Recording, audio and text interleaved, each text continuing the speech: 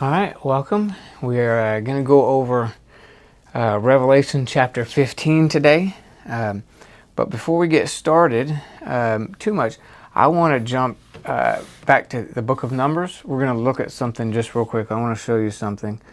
And so Numbers 10:10, it says, also in the day of your gladness. He's talking to them about how to do their feasts and offerings in this section. He says, in the day of your gladness, in your appointed feasts, at the beginning of your months, you shall blow the trumpet over your burnt offerings and over the sacrifice of your peace offerings, and they shall be a memorial for you before the Lord. He says, you're supposed, what they were doing was they were blowing the trumpet over their sacrifices, right? So that was one of their main sacrifices that they would do either at the feast or at their peace offerings. They blew the trumpet. So he says, in the day of your gladness, your appointed feast, at the beginning of your months, you shall blow the trumpets over your burnt offerings and over the sacrifices of your peace offerings. So once they had made the sacrifice and the offering, they were supposed to blow the trumpet over the offering, right? Now let me show you something else. Exodus 30, verse 7. Jump over to that.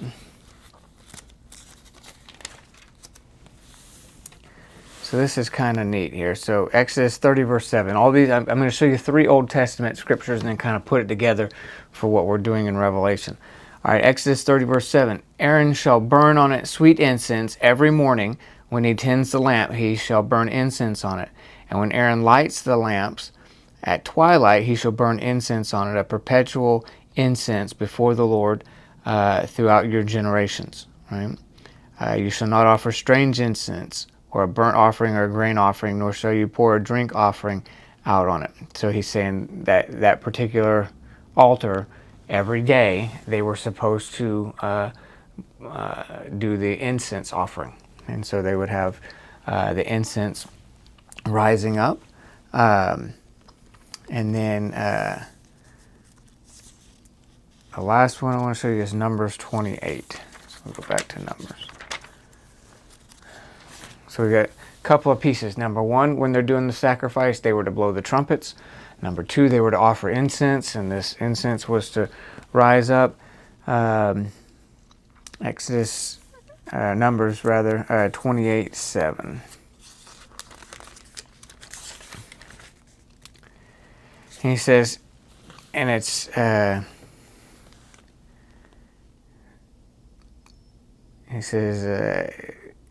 drink offering shall be 1/4 of a hin for each lamb. In a holy place you shall pour out the drink to the Lord as an offering. And so it was their regular day-by-day burnt offering. He says, it's verse 3, if you look at the whole section of 28, these are the daily offerings. It says, you shall say to them, this is the offering made by fire, which you shall offer to the Lord, 2 male lambs in their first year without blemish, day by day, as a regular burnt offering. And then, you go down then to verse 7, it says, part of the burnt offering, kind of at the end of it, what they would do is they would pour out then the drink offering daily, right? So you got 3 pieces that you would have consistently in your sacrifices. There would be incense being offered.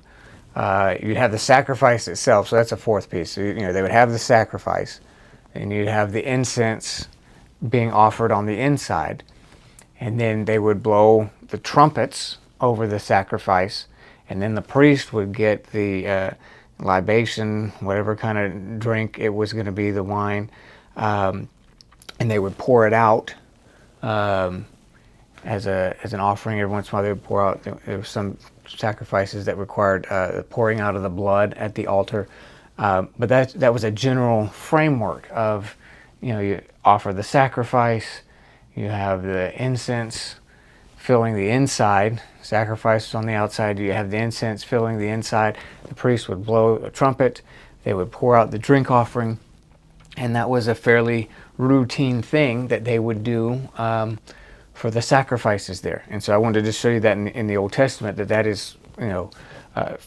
clearly recorded. I mean, you got to jump around to a couple different spots because he doesn't give them the whole thing in any one spot. But when you kind of put it together, you realize those were key parts. The sacrifice had to be killed. The incense was offered every day. The trumpets would be blown. The drink offerings were poured out. And those were very consistent pieces of the sacrificial system. So, what does that have to do with Revelation? If you fast forward the beginning of Revelation, after we get through those first 3 chapters that are just about the 7 churches, and we start getting into the more the visionary part of it, where John is taken to heaven and he sees everything, it first starts off with the 7 seals, where he says, who is worthy to open the seals? None, until the Lamb was slain. So that kind of starts us off. Those 7 seals are started off with the sacrifice, right? So that's the sacrifice. Jesus gave his life. He is the Lamb worthy, and so now the seals can be opened. So it starts with the sacrifice. Then it's a whole scene where the prayers of the saints and the martyrs are crying out to the Lord, and they're at the altar, and the cries of the martyrs who are being killed in the great persecution are going up before the Lord, the Bible says, like incense. And then after that comes the 7 trumpets, and those are blown. And then after that comes the 7 bowls that are poured out. And so the entire framework of this first, 16, 17 chapters of Revelation is the sacrificial system. And so it's almost like the book of Revelation, this is what they would do for purification, right? That's what the whole point of the sacrifices were, is to purify them, to purify the land.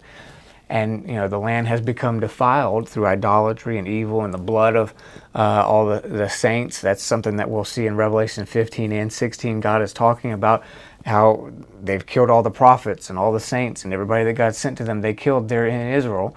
And he's judging them for that.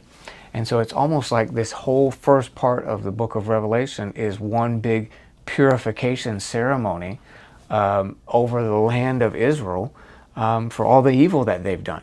The sacrifice, the Lamb is slain, the prayers go up like incense, the 7 trumpets are blown, the 7 bowls are poured out. And then right around 15, 16, he says, it is finished.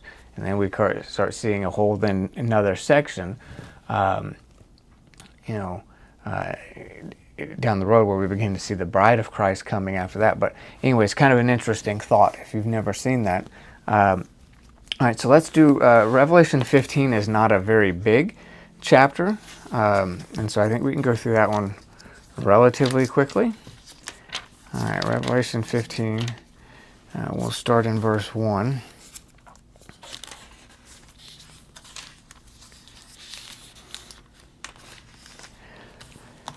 He says, then I saw another sign in heaven, great and marvelous, 7 angels having the 7 last plagues, for in them the wrath of God is complete. All right. So, just a quick note. The other kind of times that we've seen where it says there's a sign in heaven, if you remember, one of them was about the birth of Christ and the constellation Virgo, and Jupiter was there in the middle, and then you have Scorpio, or the dragon. And his tail is a third of the way through the other 7 stars, and all of that sign in heaven, that celestial alignment, actually happened right around the time, perhaps the exact day, that Christ was born. And that's the story being told, is that the woman is giving birth to the Messiah who will rule with a rod of iron, but the dragon wants to come and kill him, but she is saved and taken away into the deserts there in Egypt. And so anyways, when he said it was a sign in heaven, it was literally, potentially, the alignment of the stars. So here he says, I saw another sign in heaven. So it is interesting that they did have a constellation back there that they called the 7 angels. And it was the Pleiades constellation. It has 7 stars in the Pleiades. And so they called it back then the 7 angels. So it'd be interesting. I don't have any myself that I'm aware of any way to kind of see, and I haven't seen anybody do the research on this, about where the Pleiades was when Jerusalem was destroyed, but it'd be an interesting thing to find out. If the Pleiades was in play, so to speak, during the fall and judgment of Jerusalem here, because he says it's a sign in heaven. But anyway, so he has these 7 angels. He said, I saw something like a sea of glass mingled with fire, and those who have the victory over the beast, over his image, over his mark, and over the number of his name, standing on the sea of glass, having harps of God. So first of all, we identified the beast as clearly Rome. Rome is killing all kinds of people. So this is a scene of the believers who have escaped the persecution of the beast through death, right? But they're now with the Lord. And they're in the true promised land. You know what I mean? They have escaped the earth. They're in heaven now. Everything in the Old Testament about escaping Egypt and getting into the promised land is really kind of a type and shadow of eventually escaping this body of death that's going to die and making it to heaven, where we're going to be with the Lord forever, which is the true promise. So anyway, so these people have made it to that. But here's what's interesting is verse 3. It says they sing the song of Moses, the servant of God, and the song of the Lamb. Right? So we don't know what the song of the Lamb says. There are some other places in Revelation where they're learning a song that nobody else knows but them. So I'm assuming that's what we're talking about there. And so, but the song of Moses we do know, right? And so the song of Moses, if you want to look at that one, is Deuteronomy chapter 31. So, sometimes the song of Moses doesn't get talked about a ton. A lot of people I think know the song of Miriam when they cross the Red Sea and they start singing and they have this great thing because Pharaoh and his army were drowned in the Red Sea. So there's that. But then at the end of Deuteronomy, after he gives the whole covenant speech where he talks about all the blessing and the curses, and then he starts telling about, hey, I'm going to die, Joshua's going to take over. The very end of Deuteronomy, chapter 31, is the setup, and chapter 32 is the actual song, but it is the song of Moses, right? And so 31 verse 16 says, the Lord said to Moses, behold, you will rest with your fathers, and this people will rise and play the harlot, so they're going to fall into idolatry, with the gods of the foreigners of the land, where they go to be among them. And they will forsake me, and they will break my covenant, which I have made with them. And then my anger shall be aroused against them in that day, and I will forsake them. I will hide my face from them. They will be devoured. Many evils and troubles shall fall on them, so that they will say in that day, have not these evils come upon us, because our God is not among us? And I will surely hide my face in that day because of all the evil that they have done, and they have turned to other gods. Now therefore write down this song for yourselves. Teach it to the children of Israel. Put it in their mouths, so that this song may be a witness for me against the children of Israel. And when I brought them to the land flowing with milk and honey, of which I swore to their fathers, and they have eaten and filled themselves and grown fat, then they will turn to other gods and serve them, and they shall provoke me and break my covenant. Then it shall be, when many evils and troubles have come upon them, that this song will testify against them as a witness, for it will not be forgotten in the mouths of their descendants. For I know the inclination of their behavior today, even before I brought them into the land, which I swore to give them. Right? And then, kind of an interesting piece, because the Bible talks about 2 witnesses and it's kind of vague who those are. This section says the Song of Moses is a lasting witness against Israel. And then the other one, in verse 24, it says, so when Moses had completed writing the words of the law in a book, so the written part of the book, so not the song, but the law itself, so maybe the book of Deuteronomy or the whole Torah, when they were finished, that Moses commanded the Levites who bore the Ark of the Covenant, saying, take this book of the law and put it beside the Ark of the Covenant, Lord your God, that it may there be a witness against you. For I know your rebellion and your stiff neck. If today I am yet alive with you, and you have been rebellious against the Lord, how much more after my death? So the end of Deuteronomy has the Song of Moses and the book of the law being written down as the two witnesses. Is what they were called, the two witnesses, that God was going to destroy Jerusalem and destroy Israel because of their idolatry. So when you get to the book of Revelation, it starts talking about the two witnesses. Maybe they were two individuals, but the backdrop of that is this part here, that it was the Song of Moses and it was the book of the law were the two witnesses. So now, what we've been saying is that the trumpets and the bowls of wrath and this whole picture is not about the future and something that hasn't happened. It's God displaying in apocalyptic imagery the destruction of Jerusalem and the destruction of Israel that takes place in AD 70. Right? Coincidentally, during the lives of the people that the book of Revelation was written to. Right? And so, or not coincidentally, I guess would be the better way to say it.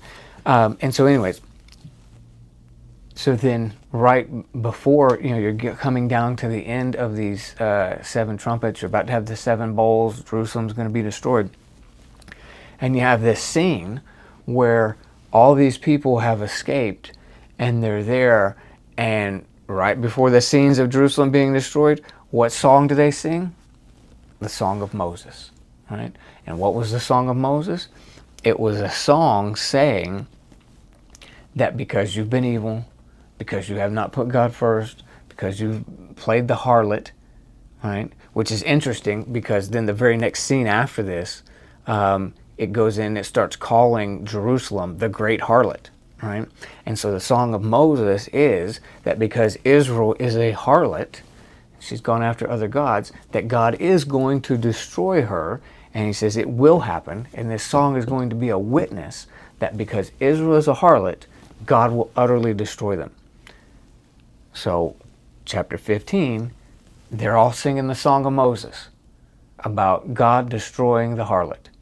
And what do we have coming up after that? Chapters 16, 17, and 18 is God destroying the harlot. Right? And so it all kind of fits together.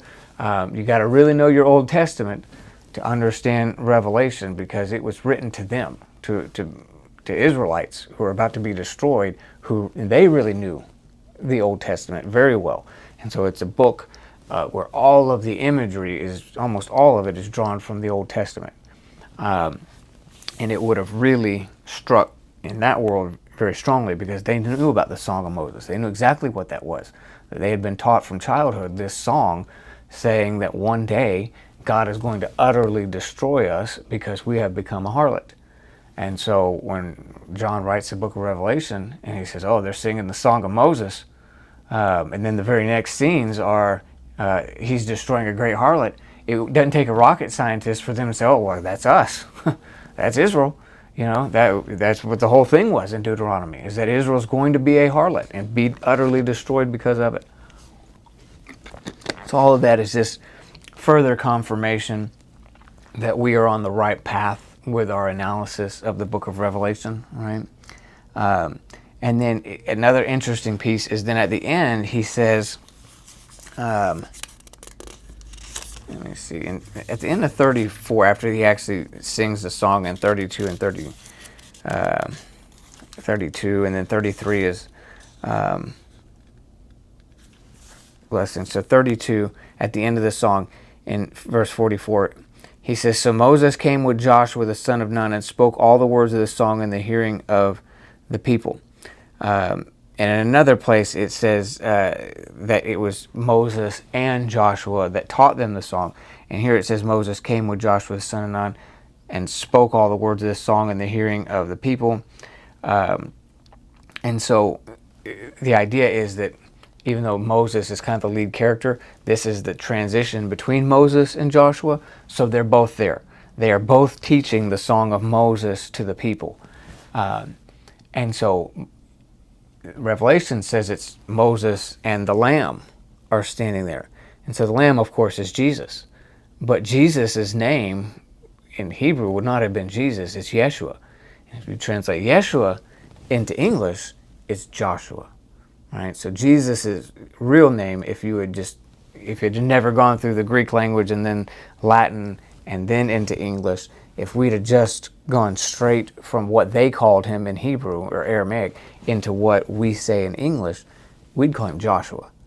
And so you have Moses and Joshua in Deuteronomy teaching them the song, and then in Revelation you have Moses and the Lamb, who is Yeshua or Joshua, teaching them this song. So kind of cool. It all kind of ties together. And then Revelation 15:5.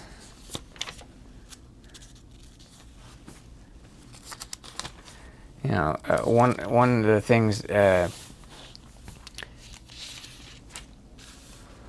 in the judgment of Israel is that God is not with them. You know, that's one of the parts that we read when I was reading the setup for the song itself. God is telling Moses that this song is going to be a witness that he is no longer with them in the land.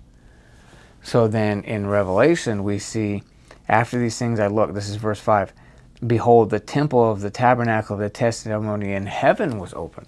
And so God's presence is there. So in other words, he's showing them, I'm not in Israel anymore. There is a heavenly copy of the temple. There is a heavenly reality. You know, the temple is just a type and shadow. There is a heavenly version. And this is where God is now. And all the rest of this is going to be destroyed. But I did think it was interesting, so I made a little note. I don't have a real good explanation for this, but I'll just highlight it for you to think about. Maybe you have a better idea than I do, but it's just interesting wording in verse 5. After these things I looked, and behold, the temple of the tabernacle of the testimony. I don't know what that even means. The temple of the tabernacle of the testimony. You know what I mean?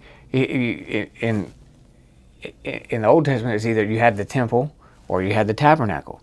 But in verse 5, it says it was the temple of the tabernacle. And so, anyways, kind of interesting. When we get to heaven, maybe we'll figure out entirely what that means. But he calls it the temple of the tabernacle. So, anyways, kind of neat there. And then when we get into 16,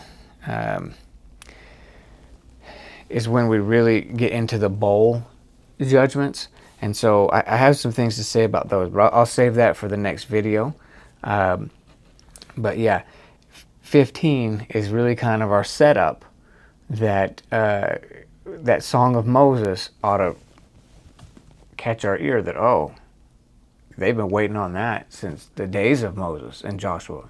Like the actual Moses and Joshua, they've been waiting that there's going to come a time when the song of Moses gets sung, and it is a witness that they're about to be utterly destroyed for being the harlot, and that day has arrived, right? And so then you'll see chapter 16 is the pouring out of the bowls. He's going to show that.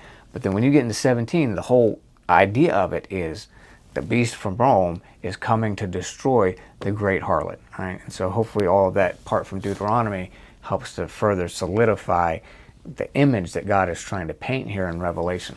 All right? All right, good.